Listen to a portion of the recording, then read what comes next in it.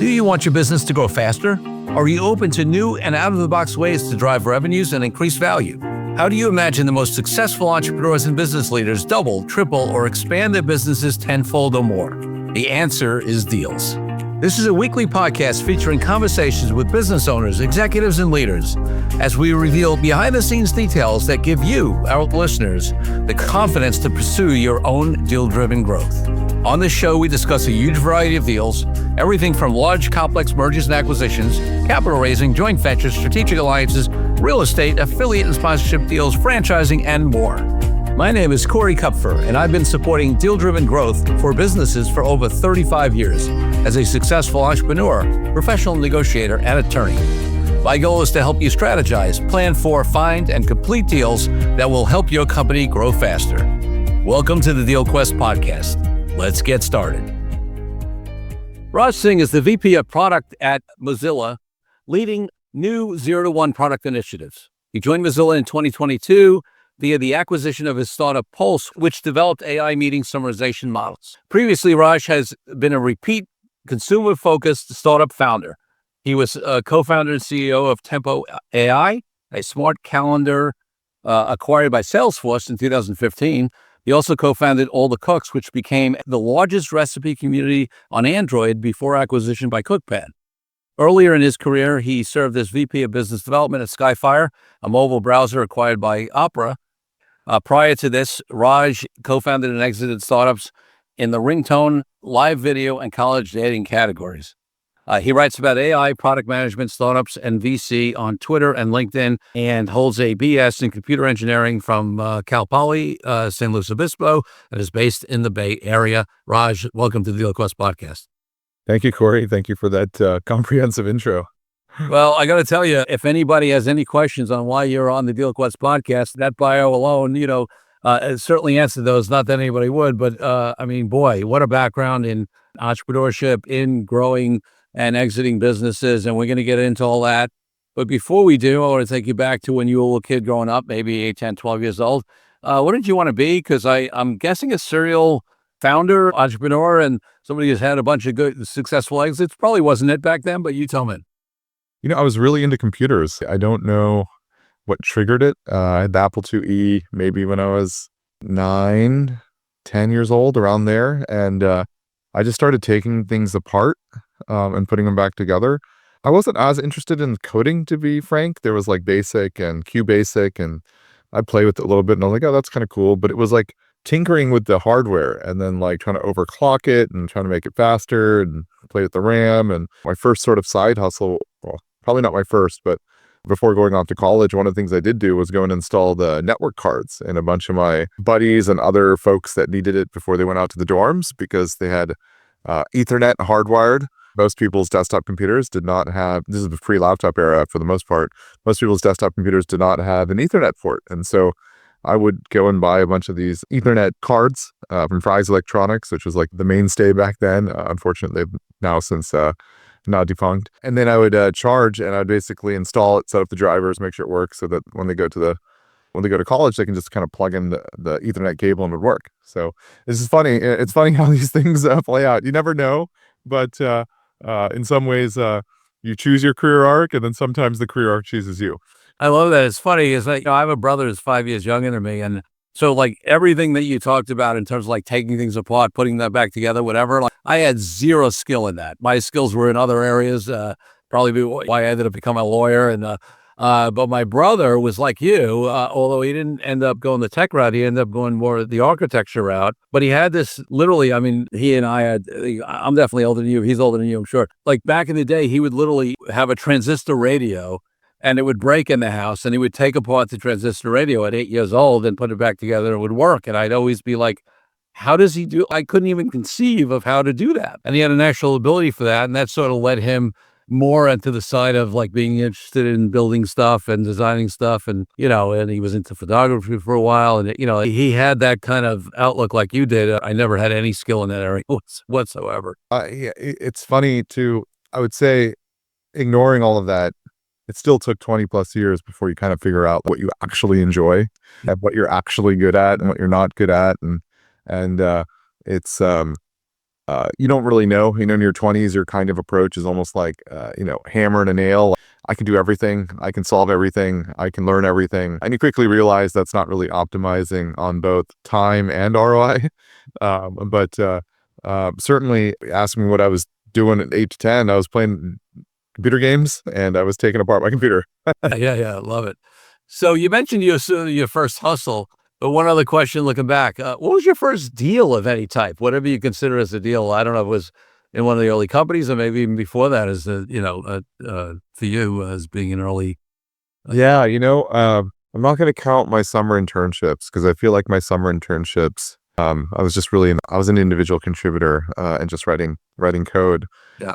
I will say my first startup out of college, first substantive deal was an acquisition Okay. by another. And basically it was like a net zero acquisition, just to be clear. So nobody was really making money, but it was during the dot-com crash, and it was an acquisition by another company that was like real early in the video codec era. This is like 2000, so like DivX and things like that. And people probably don't remember that stuff, but it was very difficult to play video online in those days. Yeah, I had had a contract, how to put that together.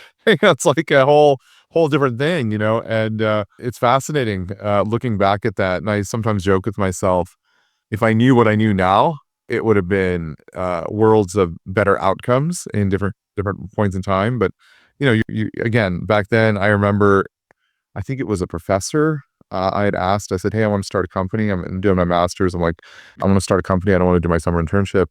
How do you do that?" Like literally. And he goes, "Why don't you go to the Chamber of Commerce and buy this book? And it tells you how to register and start a company." And like, you don't really know, like, we didn't have internet for the most part, right? Like there was no resources, there was no incubators. You kind of just had to know people.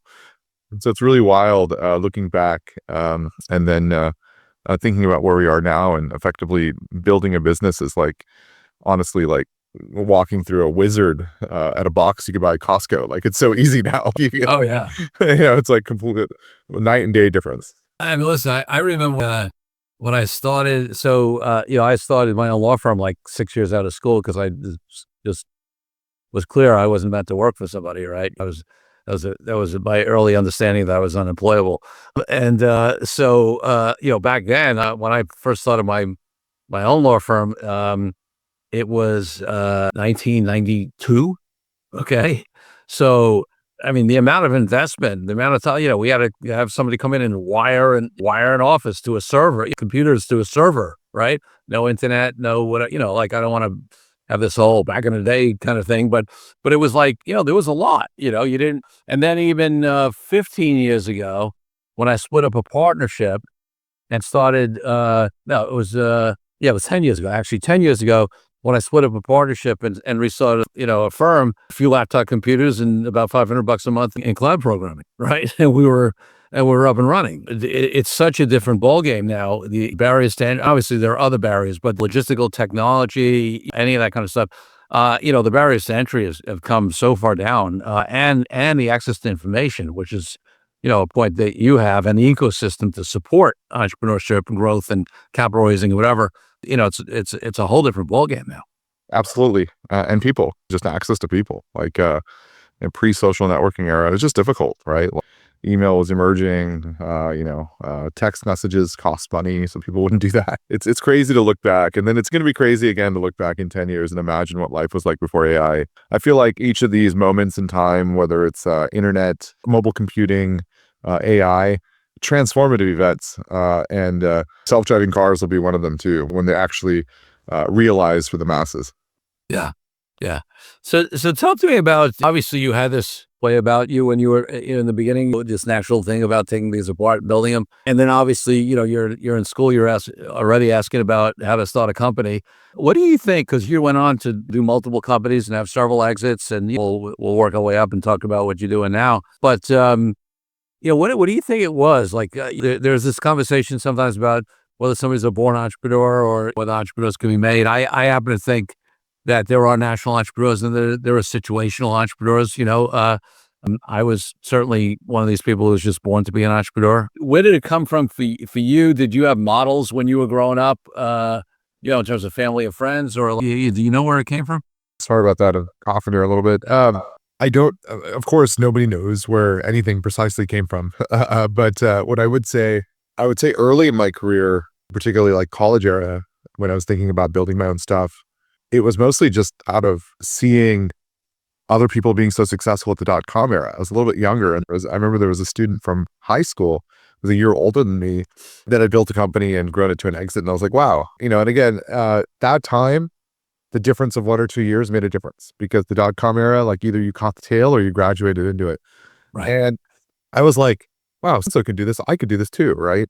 And so part of me went down that, like, it's kind of almost proving it to yourself. And you have to understand, I went to a high school that was extremely competitive. I probably was maybe in the top 20%, but definitely not better than that. Right. There's a lot more smarter kids. And so you're constantly with this chip in your shoulder, like, oh, you're just not good enough. Like, like you prove it yourself. Right. Then the funny thing is now here I'm building stuff, working for a startup at one point. It's like 2001, 2002. And I'm like, just this desire to like kind of do my own thing. And I think it's just because in part, I think I realized that I'm not the best coder in the room. That was a big aha moment for me. I'm coding and I'm like, wow, there's always somebody better than me. I'm maybe the number 3 coder in the room. And when you realize that and actually accept it, you're like, whoa, okay, I need to find something where I'm the best in the room. And so started building that way. And then the funny thing is, if you kind of continue down this arc, there's a natural self-selection when you think about how companies hire. Companies tend to hire people like themselves. And so they look for people who've had ladder careers, people who basically worked for a company and then jumped to another company. They don't tend to hire people who've been building stuff on their own. They're considered higher risk, right? Cultural risk of departure, harder to manage. I mean, there's always this joke about managing founders, very difficult. Sure. Because we say it like it is, right? We're more authentic. In some ways, we're the most too authentic. And so I would argue that later in my career, independent of whether I wanted to build something or not, the career chose me, like meaning that became the arc. There was just no other path. I needed to make money, and finding a job was not an option because nobody would hire me, right? So I had to start a company. And now I've hit a point, ironically, where starting something new, as counterintuitive as this may sound, is the easy path. And historically, I like to choose the harder path. Because the easy path historically for most would be do a ladder career and follow that your whole career, right? And a lot of wealth is created in Silicon Valley doing that, right? With being in tech. But I chose the hard path. I'd kind of have a map career. I jumped around. I did my own thing over and over again. And sure, plenty of wealth creation along the way, but questionable would have outperformed or underperformed me when I was being pinged by Google or Facebook or Uber. Very, very early era, right? 05, 06, The stock option's been worth, right?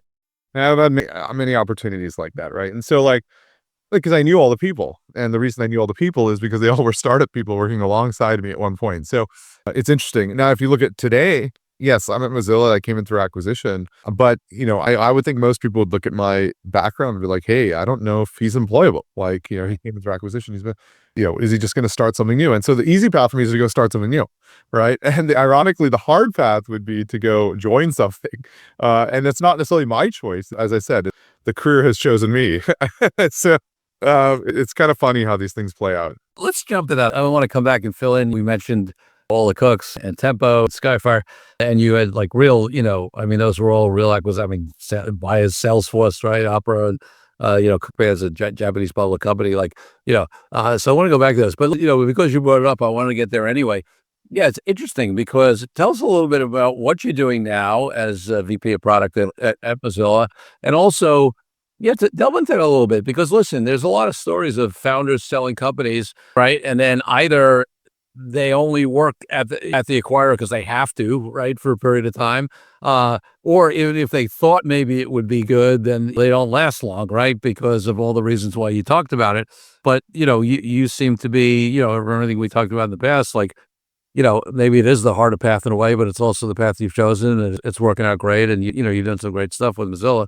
So tell us a little bit about that journey of that sale 3 years ago, and then sort of a little bit more about what you're doing now and why it's working for you. Yeah, it's interesting. I look at my different acquisitions, and by no means this acquisition by Mozilla was a life-changing event, but I've had exits in the past that were substantially larger.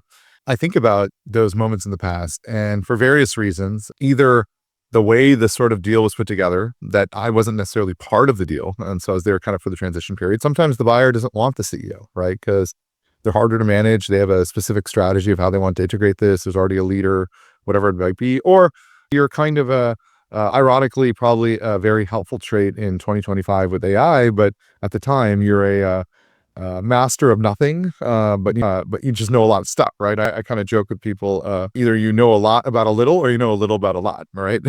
And CEOs know a little bit about a lot of stuff, right? And so it just always ultimately fell that way, interestingly. And I remember here at Mozilla, kind of landed here, and initially in my head, I'm like, hey, I know the earnout is a certain amount of time and whatnot, but we'll see how it goes, and maybe I'll take some time off. And that's what I did last time. I took a few years off, and let's start something new, right? And I've really enjoyed my time here, and I think part of it is, I think because it's new, it's like actually working in an operator role.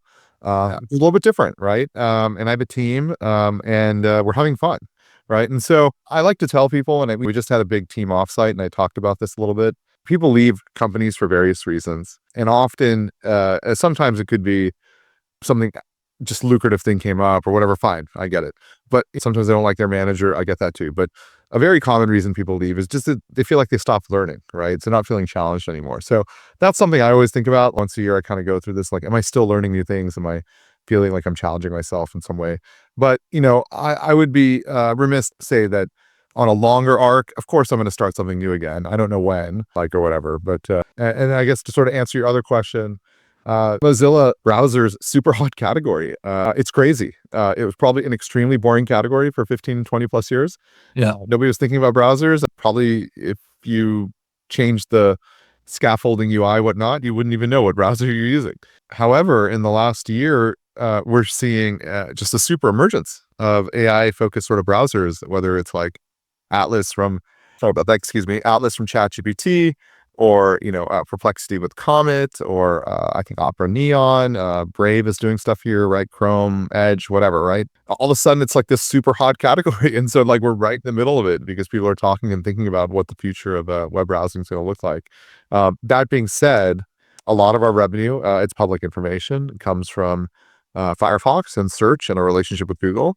It's always been a priority for Mozilla to diversify, so we don't have that dependence. There's a lot of unknowns, whether it's antitrust stuff and search and what all that future might look like. And so as part of that, I'm focused on a whole bunch of products for small business as to help drive that sort of effort to diversify revenue.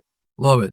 So some people, talk about entrepreneurship versus entrepreneurship, right? And being at a place where you can bring some of that entrepreneurial spirit and talent and independence and, creative thought and that kind of stuff in environments. And obviously there are companies where entrepreneurship is not really supported and encouraged, and others, where there are. And it's sounding to me, like that's maybe the place you're in right now, right? Is developing new products, doing similar things to what entrepreneurs do, but within a bigger organization. Is that an accurate read? Yeah, and that's accurate. And I will say there's vast differences, right? There's certainly pros and there's certainly cons. And, it's probably a whole nother talk on its own, just kind of going through the various differences of building on your own.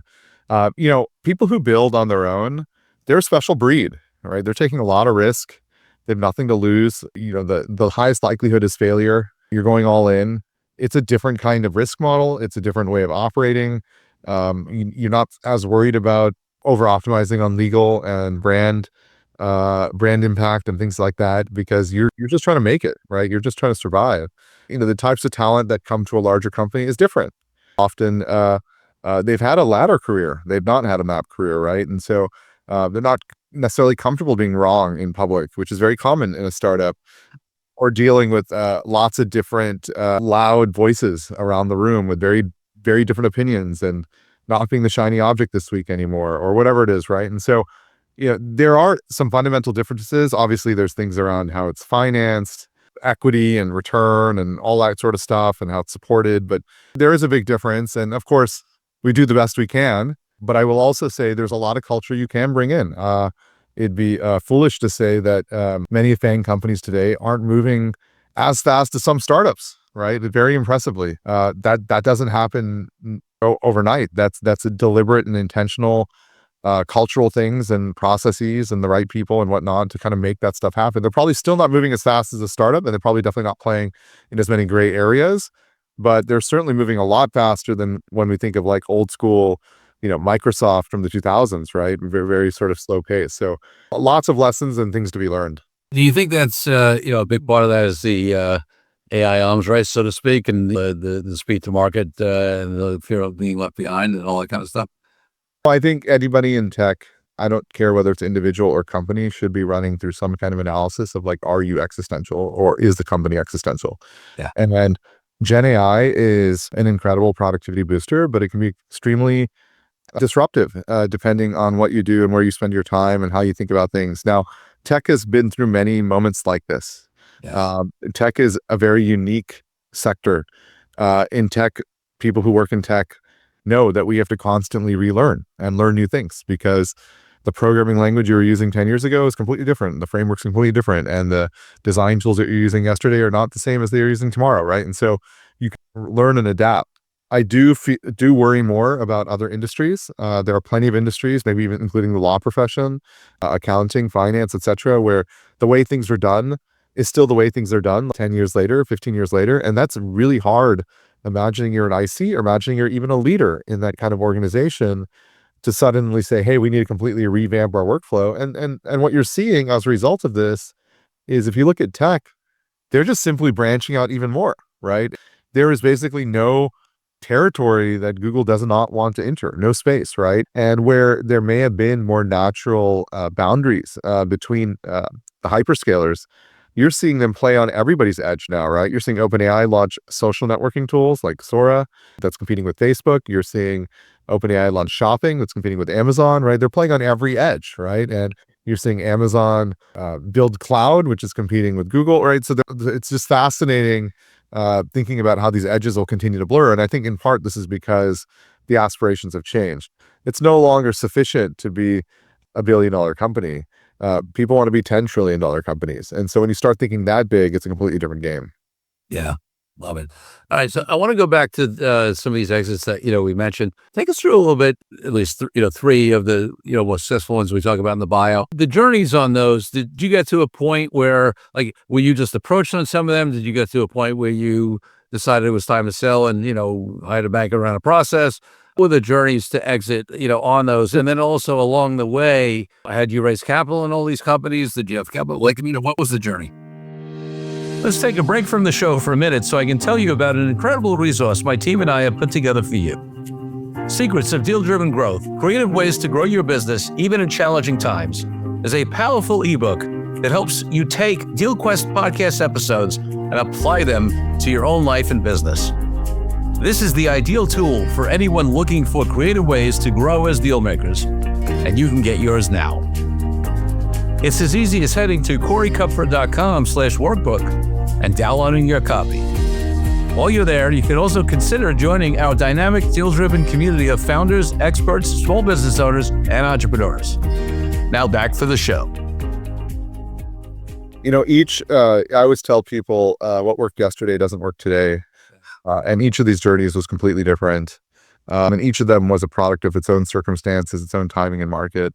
And arguably, if the window shifted 6 months, may or may not have happened. If it's hard to predict, right? And so if we just want to go through the last three, looking at All the Cooks, I remember this exact discussion. All the Cooks was accepted in Y Combinator. This was like 2010-ish timeframe. Sure. And there's a 3-day window at the time before you decide whether you want to accept to join Y Combinator. And Paul Graham used to manage all of it directly. In that 3-day window, one of our advisors had introduced us to CookPad, which was a company in Japan. They wanted to branch into the US. They basically came in with an 8-digit offer, all cash. We had raised no funding, said, hey, can you become the US office? And we almost didn't take it, right? There was a lot of deliberation, right? Went back and forth. We're like, part of what was running through my head, my own calculus, was I had spent a lot of time with not leaders, or maybe like product management leaders at companies like Epicurious and All Recipes to understand their business model, and realized at the time, and of course you could argue it's very different today, but at that time, their businesses were primarily ad driven. right? So it's basically, he had sales teams and they're selling sponsored ads on those sites, and AdSense was growing, but it wasn't as sophisticated or as didn't pay out as well as it does today. They were not valued like crazy. Now, these might feel like small numbers, but at the time, these were, big numbers, right? So they're valued like $100 million businesses, like IAC valued Epicurious or All Recipes, I forget which one they own, like at $100 million sort of business, right? And so we were like, okay, we have this 8-digit number that's not bad. Like, it's not 100 million, but it's not bad. They're kind of doing this, and we're like, it's going to take 10 years to build this like large organic traffic funnel, because ultimately in the recipe universe, it's an SEO game, right? Because you just got to rank high. Right. And so in the end, decided to take that offer, right? And so kind of how that materialized. And of course, that's doing a transaction with a Japanese public company. Very different, very trust driven, not as many attorneys involved, substantially more straightforward, very fast close, less than 30 days. I mean, it's nuts, right? The whole thing. Very, very sort of interesting experience.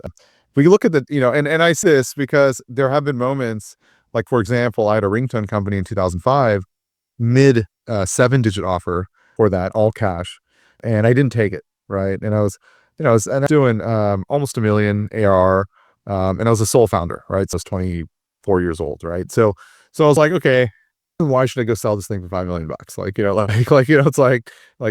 it's not. Now I look at that and I'm like, maybe the right call was to sell it. Like, the ringtone category drastically changed over the next couple of years, right? Like, with the iPhone and whatnot, you could just install the ringtone directly. You can no longer sell it, and I also think about why I didn't, because I had offers, not for a lot at that time, but $2-3 million fundraising, basically take the money and then just go bigger, right? Because there were some ringtone companies that grew to $100 million revenues. Now, I don't know if their outcomes are great, because once you take funding and you run all the math and you're no longer got control, et cetera, it's a completely different game. But in any case, I think about that, it's like, oh, okay, that was a offer miss. That was not my only offer missed, right? So I have other stories like that too, right? So you can't hard to predict these things. Anyways, fast forwarding to that second exit, if you're talking about the last three, so I had a calendar company, and it was very, very popular calendar. It was like a top 10 app in the productivity category, growing like crazy, but very hard to monetize. We had raised quite a bit of money, 10, 12, $13 million. It feels like nothing today, but this is 2013 era, right? We still have 4 or 5 million in the bank. And I'm like scratching my head. I'm like, how do you monetize this thing? Like, right. Like, it's just like really like difficult. And, consumers don't pay for calendars. And at the time, businesses, they're paying Office, they're paying for Google Apps, right? It comes with all of that, right? They're not willing to just go pay for a calendar on its own. And so this was like a real issue challenge, like, how to turn this into something interesting. So basically came into a board meeting and I was like, I think we should consider possibly finding an exit. Like, we have a growing consumer thing, but I'm struggling with how to, and I had 4 or 5 million in the bank, but I'm like, I'm struggling to figure out how to monetize this thing. And they ultimately were very friendly and were sort of like, it's your call, Raj, we support you. Now, the funny thing is, during that time, I put out a few feelers to, and I ended up spinning up multiple offers. I'm not going to go through the different companies, right? So like, we had, now the way these things work is some of them don't issue the term sheet until you kind of agree verbally or agree at least over email or text message, right? So I don't necessarily have, and often when they issue some kind of LOI, there's a period, 24, 48 hours before it becomes, before it expires. And so they don't like to issue those things until everything's agreed, right? So, Right. so we're doing this process. One of our advisors said, you should go talk to Salesforce. And I said, hey, I don't really call it, we don't really do enterprise. We're like very consumer focused, bottoms up, never talk to Salesforce, right? Anyway, so they connected us. And it turns out they needed what we were building because they were specifically looking for this. They just weren't aware that we existed. And they came out with a very good 8-digit offer. Everybody made money. Many investors doubled their money. And so investors doubled their money. We took it. And, and then there was a huge earn out on the other side as well. I didn't stay for the whole thing, just the way it sort of worked out. But that's kind of outlanded. And that was fascinating, right? I think they spent like $2 million in legal fees for the transaction, 60, 70 attorneys in the deal room on Box. I mean, just nuts. The whole experience. It's very stressful. Like, I tell people going through acquisitions, if you think fundraising is hard, acquisitions are substantially hard. I mean, it's crazy. And the way they fall apart, the smallest of things, just, someone's opinion changes, a leader just doesn't think it's worth it anymore. I mean, who knows, right? It's all so stressful, right? And of course, and then the emotions for the founder, right? I actually have a whole thing I describe to people, four sort of emotions, like the day of relief, once it's officially closed, right? And you instantly see like some crazy number in your bank account, like in my case, it's like going to SVB, you know, at the time. But yeah, you see like just, and they're like, whoa, okay. And then like within days, you're entering regret. Yeah. Because you're like, why did I sell it? I could have sold it bigger, right? It could have gone bigger. Like, I did Superhuman invented basically consumer subscription for productivity. Nobody had really done that at the time, right? And I'm thinking about, I'm like, man, we should just done that. We should throw a subscription on, right? But people were doing that in the App Store at that time, right? We're probably a couple years just a little too early, right? And so, you go through regret, and then you get like, I call it inspired, where you're like, hey, I'm going to make this the best acquisition they ever had, right? And of course, you realize very quickly you're like a little cog in some large, conglomerate. And I don't mean that in a negative way, but just the reality, right? You're a big company, and you're a tiny piece of this, right? You don't have the influence or impact that you might think you will, and so you start slowly get beaten down, just kind of process, and then eventually you hit what I like to tell people is apathy, where it's not like you don't care, but you're kind of like, it's not like you accept. It's acceptance. It's not my company anymore. They control its destiny, its journey. I'm going to do the best I can, but I'm just an employee in this company, right? And so it's like, it's really interesting. Those emotions often share with other founders who been through acquisitions, and they resonate with those different phases. That's funny. Yeah, I love that description.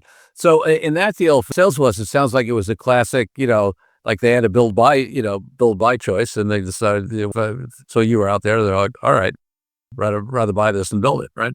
Yeah, they took our whole team, which was like, I mean, the whole company, right? There's like 30 of us, and then what I mean by the whole team is they issued offer letters to all the interns. We had issued offer letters this summer, so we had like 6, 7 interns that also joined, and then all of them got full offer letters. It's wild, right? So I was just like, wow, it's like 40 people. Love it. Love it. So listen, this is considering how many startups you've had, how many exits you've had, and whatever. This is such a broad question. We could spend probably 5 hours talking about lessons and whatever. But anything, like I guess one of the things that's fascinating for me, and you pointed out, which I love, is that you've been doing this for a while, and you've done this at various stages of the market, of the evolution of tech, of all these things, and this concept that the game's changing. So maybe lessons sort of in that area, because listen, you see it all the time where like the founder, maybe they have one big success and they think they can recreate it, right? And they don't. And maybe part of that is that they don't recognize that things are different, right? Or you see situations where, folks just don't, maybe they don't, you talked about like, for example, timing of exit, right? I mean, I've had clients where I'm like, they're in an unbelievably hard market, they get an offer, right? And I say to them, you're not going to say like, oh, what would I do? I love my company, whatever. And then listen, you have examples on the other side where people were offered huge amounts of money, it seemed at the time, and they held out, and and they got 10 times their high, right? So there's examples on both sides where they missed the boat, where they didn't. So maybe, like any sort of lessons on that conversation about when you sell, how you understand how the market's evolving, how you evolve myself.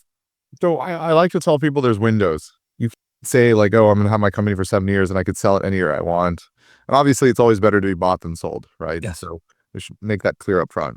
There are windows, and you miss a window, the next window might not emerge for 3, 4, 5, 6, 7, 8 years, right? And so that's something you have to really think about. And I think the hardest question in all of it, and this is the thing I think you really have to internalize, is how tired do you feel?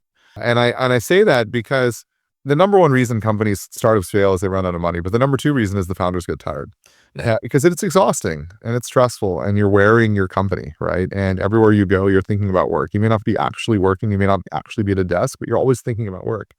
And so that, it's not easy. If you're like in where there's a window and you feel really tired, you have to ask yourself, can I pull through and like hold this another 5 years or not? Right. And so in my opinion, others say like, oh, Raj, you've been successful, you exit all these companies. I always tell them like, selling is not necessarily success. Like to me, success is like, can I take this and IPO this thing, right? And make it a big standalone public company that's like creating a lot of, having a massive economic impact and creating jobs and all that kind of stuff, right? And so like, I don't look at it that way. Like I look at it like, fine, I've created liquidity, I've made Pretty much all my employees are millionaires, across the different companies.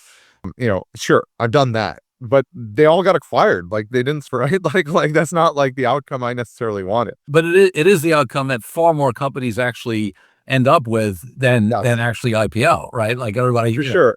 yeah, Well, and then I think that's important to understand how the venture industry works. The venture industry will see a new hot trend, NFTs, right? Or, remote work tools during COVID, or, Gen AI consumer. And they'll be like, hey, okay, we don't know if this space is going to work. We don't even know if it's a category or not, but we will contribute 1% of our total assets under management, which might represent billions because, the venture industry is very large. We'll roll it for 1%. If it doesn't work, fine. And if it works, we have a play in this 1% that is going to become a new IPOable category, right? So yeah, it's very hard to predict. Like you look at the remote work tools category, pretty much 100% of the companies died, right? The existing companies got bigger, the Zooms, the Slacks and whatnot, right? The Teams, but all the startups and the vast majority of them all died, right? There was like no ROI, but it only cost them 1%. But then sometimes they're right?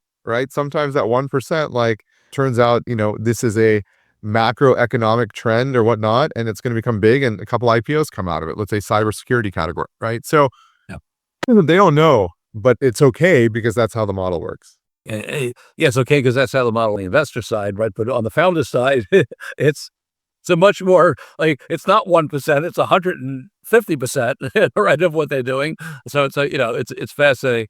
Like the Yeah, difference. I tell people the venture failure rate and the stat is like 10 years old. I think it's 86%. So like 86% of companies post Series A don't return the money in. And that's a remarkable stat because there's a lot of smart people involved, right? These are people managing other people's money. These are large investments. To not return the money in at that stage with all these smart people involved, like what's going on, right? So that one side of the coin I look at, I tell people as a result, there's always a 14% luck factor, right? Then on the other side of it, there are funds that consistently do better. Yeah. Right now, what is it about these funds or these individuals? Is it just simply deal access? And if you look at a lot of funds, I'm an investor in a bunch of funds. I kind of stopped because I ultimately realized it's better just leave it in the market. I look at, they report and the data and whatnot, right? And one of the key metrics that they look at is it's not about whether they invested in X, Y, Z. It's whether they had the opportunity to invest in X, Y, Z, right? And so it's really about showing I had access, right? I may have made the wrong decision, but I did have access, right? And so is it that the largest funds or the most successful funds self-select because the founders themselves want those funds? And so they get more access. And so, I don't know, right? But there's truth. Like why is Founders Fund, always, returning as well as they are? Why is Sequoia doing as well as they are, right? So, yeah, I don't know, but as a founder, yeah, the default mode is failure. And one of the things I tell companies that I've advised or invested in or whatnot is, and this is so counterintuitive, is on day one, start thinking about who your 10 most likely buyers are and why. Because it takes 3, 4, 5 years to figure out who the person is who can execute that buy, right? So you want to basically identify the 10. You want to start pitching them, or not pitching them, but pinging them every 6 months and say, hey, I'd just like to show you what I'm up to. And no intent to sell, right? You're not selling, you're building your company, right? But you're trying to build a relationship. And the reason is it takes 6 months to a year to 2 years to figure out who could even execute a buy, because you need to have enough authority or whatnot, because especially since 85% of acquisitions are CEO driven and they're all done at a whim, right? So the 15% that are driven through logic, you have to make sure you're top of mind. And the reason you do this is in a downside situation, because downside situations come fast. You now have 10 people you can go to quickly to try to spin something up, because it's very hard to try to sell a company in a situation where you have no existing network. Then you pretty much have to do what I call spray and pray through corp dev intros, which then just get routed to execs. And then if the timing doesn't align, it doesn't work. And I always tell people, acquisitions are all about timing. It's not that what you're working on isn't hyper synergistic with this company. It's just not the right time. And if you look at the flow in how acquisition logic usually happens, executive team has some kind of offsite. And during that offsite, somebody raises something like, hey, we need to build this, blah, blah, blah, blah. And somebody comes out and says, I need that now. And then somebody will swim up like, hey, corp dev, can we go see like who's in the space? We need this now. And so that's the timing, right? And if that timing doesn't align, you could be off by 6 months, either on the front or back side. It's not going to happen, right? Yeah. And so your goal as a startup is just to make sure if and when that happens in one of those meetings, that corp dev and or that executive sponsor thinks of you. And so you're at least in the mix. That doesn't mean you're going to be the one who's acquired, but it does mean if they're going to go talk to 3, 4, 5 people, you're one of those 3, 4, 5 people. Because the worst situation is there's acquisitions happening and they didn't even talk to you. Yeah. And you had a competitive product at equal revenue and whatnot, right? And that kind of just sucks. Yeah, but not only have you lost an opportunity, but now you got a bigger gorilla, in your, who brought up one of your competitors, right? So it's like you could do double whammy. Sometimes. Yes, yeah, I often say Sometimes it doesn't. Yeah.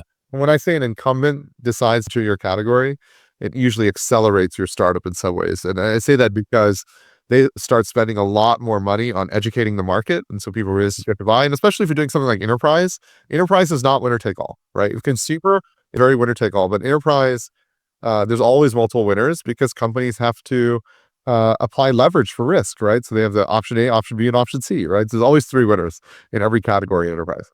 Yeah, it's a great distinction between, on the enterprise side. So before I ask you my final 2 questions, is there anything in terms of what you're doing now at Mozilla, some of those, products, or things you're working on? I don't know what's disclosable at this point, but like anything you want to share about what you're currently doing before I ask you your final 2 questions? Sure. Yeah. I mean, so I have to promote Firefox, of course, go check it out. We're doing great things. We announced today we have a new AI mode coming. I'm responsible for a lot of our small business products like Mozilla Solo, which is an AI website builder. We have things like Postful for managing social media for small business. We have other tools coming as well, but just a whole suite of tools for the service providers, solopreneur, entrepreneur. It's a great community to try to democratize access, be a boss, business in a box, as we talked about. So that's my quick shout out. And of course, I'm easy to reach me if you have any questions related to any of that through Twitter and LinkedIn, as you said at the top. Well, that actually leads into my question, which is, how can people reach you? Where should they find you? Yeah, so I'm on X, I'm on Threads. My email's public, raj@rajsingh.com. You can ping me. I generally will reply. So it depends. As long as it doesn't come across as spammy, I'll reply for sure. Awesome. Raj, my final question of the podcast is about my highest value in life, which is freedom. For me, that means everything from freedom around the world for people from oppression to why I've been an entrepreneur and haven't had a boss for decades. What does freedom mean to you and how does it impact your life and business? This is going to sound cliche, but because I think this is such a common answer. Freedom is being able to sort of choose where you want to spend your time. I've been fortunate. I've been in that situation for some time. And so that means I can spend a lot of time with my kids when I choose that's what I want to do. I don't fear like, oh, I'm going to lose my job or that's okay. Doesn't mean I'm not looking at prices, but I will generally eat out where I want to eat out. If I want to travel somewhere, I'm looking at prices. I'm like, oh, this is a little bit crazy. I'm not going to be stupid. I think that's freedom. Some people call that financial freedom. But I've been very lucky that my 2 startups ago was acquired when my son was like 2-3. So I spent a lot of time with them for 3 years. And then this startup was acquired when my daughter was 2-3. And so I spent a lot of time with her the last 3 years. And so it's been that's worked out great. Raj, thank you for being a guest on the DealQuest podcast. All right, thank you, Corey.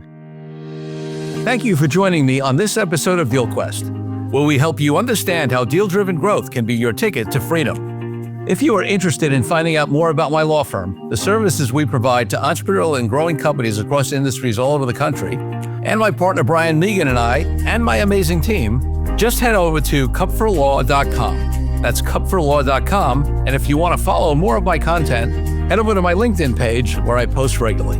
I'm Corey Kupfer.